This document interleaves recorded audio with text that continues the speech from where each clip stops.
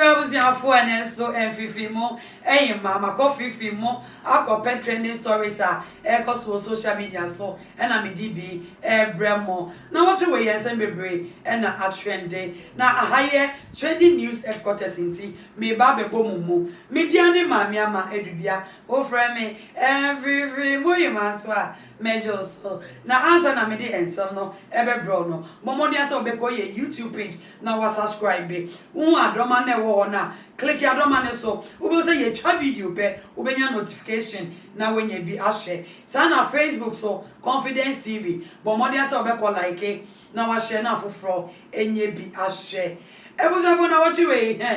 some akoso eye media personality Bridget Otu awo ye adwuma o Metro TV. Hey, now saying this, say me sorry, yeah. Emra Albert Bongo, journalist Albert. Eko aye na naba na moa show so aye the next TV star show so na Bridget Otu aye judge so. Na omo chiema nsam a abrantie ne church of a wo mo ho no. Omo so omo nya akwanya esopo abrantie ne yie pa. Bridget Otu na me ka na asemi. Wo say de kwan abeda wo. Wo pese wo ware. Na ware time aso. Na bema na wo pe no watro nyama bia wo hwehwe fisa bema no space bia wo pe wo so we bema na pe se wo ware ne dia ope bema wo betimi esi nyoma na wakre ne form amobu eye kitchen hall be bia chese wo si nyoma na wo dware no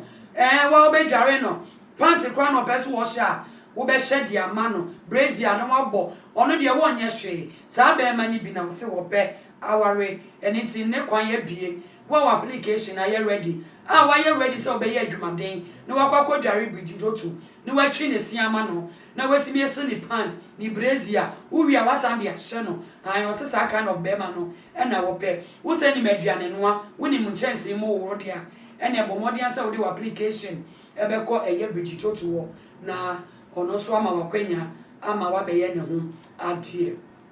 You was your 4 years, so yes, I'm so a new about Zandi Camel. Now say Zandi Camel, bro, our real Muslim be and no one in the canoe can ninja and your problem. Oh, now say you baby as some better about say our real dear warrior, one knows Zandi Camel on our review. Or see, hey, our real Nazi men is to say. Nya wa fomuno what one fan a brabo and to chacha view. Now just say a coneni. Eti wono se de obeye single sa kopim se wiase ebeba na wieye se de ye konko a se wo se mu ani o se sika eye sika ai se de obefre na e business one petrol cho bi ebiu aware kwa de one person wo beti biu esan se first one no aheda kan ni ye ai se mekwa yayam ai ye de egu bentro mu de ensuo afra aya peti de egu wani ehhehye papa sa na zani ka mesese nani aye no wo se aware de woni ne to kwanta wa pai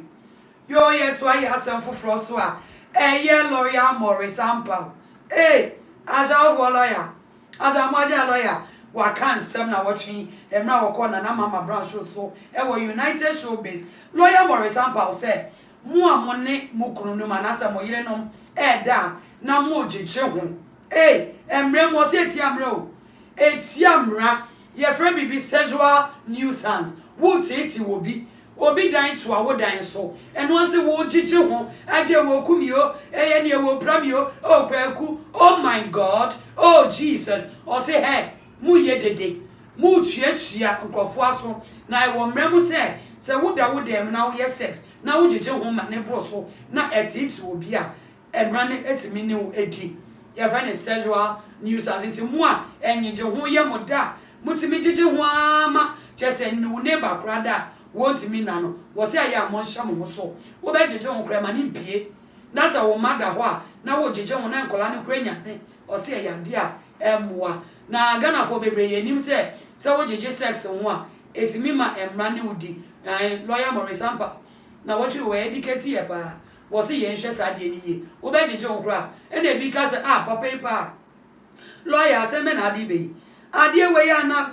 wo jeje ogura wa wonim se wo kasa age we wie eye de no obi betimi aka na no atum ene Facebook amanfo adwa se we de emra we de ye ntimi ni so emra we de se mi baby a medu ade ya come square na me jeje wa ase mi kama ntum any a lawyer was a okay, sir, and Ranamon we need go for being masam, Facebook, a woman so, one more day about Betsuja. I was a 1 hour to wait, as every not trendy, and I'm up with Yanoa, Mede Abremo, Medianema, Mia Medubia, who from me and free mo, any man so,